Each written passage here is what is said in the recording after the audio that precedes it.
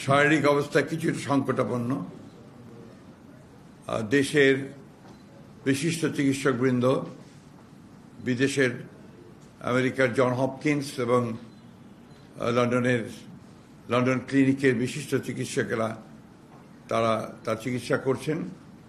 গতকাল রাতে তারা একটা মেডিকেল বোর্ডে সভা করেছেন প্রায় 2 ঘন্টা 2.5 ঘন্টা ধরে, এবং সেখানে তার চিকিৎসার ব্যাপারে সমস্ত চিকিৎসকদের মতামত নিয়ে তারা কথা বলেছেন এবং কিভাবে চিকিৎসা তারা করবেন এবং সেই চিকিৎসাটা কি ধরনের হবে সে বিষয়ে তারা কালকে মতামত দিয়েছেন নিজেদের মেডিকেল বোর্ডে। তাকে বিদেশে নেওয়া প্রয়োজন এই কথা তারা বলছেন যে হয়তো প্রয়োজন হতে পারে, কিন্তু তার এখন যে শারীরিক অবস্থা সে অবস্থায় তাকে বিদেশে নেওয়ার মতো কোনো শারীরিক অবস্থা নেই। শারীরিক অবস্থা আল্লাহর অশেষ রহমতে যদি স্টেবল হয় তখন চিন্তা করে দেখা হবে যে তাকে বিদেশে নেওয়া সম্ভব হবে কিনা।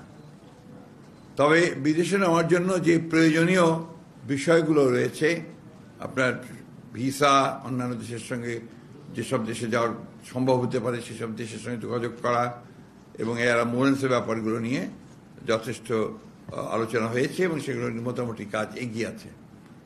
অর্থাৎ যদি আপনার প্রয়োজন হয় এবং যদি দেখা যায় যে she is ready to fly, তখন তাকে নিয়ে যাওয়ার ব্যাপারে খুব দ্রুত সিদ্ধান্ত নেওয়া সম্ভব হবে।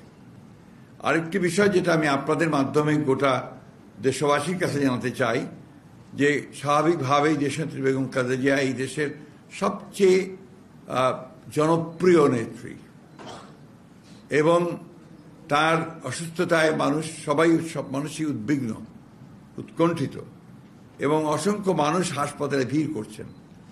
এতে করে হাসপাতালের কর্তৃপক্ষ এবং চিকিৎসকরা অত্যন্ত বিব্রত বোধ করছেন। তারা চিকিৎসা কার্য চালাতে প্যারামেডটাও এবং একসাথে অন্যান্য যারা রোগী আছে তাদের সেখানে বিঘ্ন সৃষ্টি করা হচ্ছে। তা আপনাদের মাধ্যমে আমি সংশ্লিষ্ট সকলের কাছে অনুরোধ জানাতে চাই যে আপনারা কেউ দয়া করে হাসপাতালে ভিড় করবেন না। অনুগ্রহ করে বিএনপি নেতা কর্মী, তার শুভাকাঙ্ক্ষী বা দেশের মানুষ তারা দয়া করে হাসপাতালে ভিড় করবেন না। আমরা সময় মতো আপনাদেরকে তার হেলথ বুলেটিন সম্পর্কে জানানো হবে, সেটা আপনারা জানবেন, কিন্তু আবার অনুরোধ করছি দয়া করে কেউ সেখানে উপস্থিত হবেন না।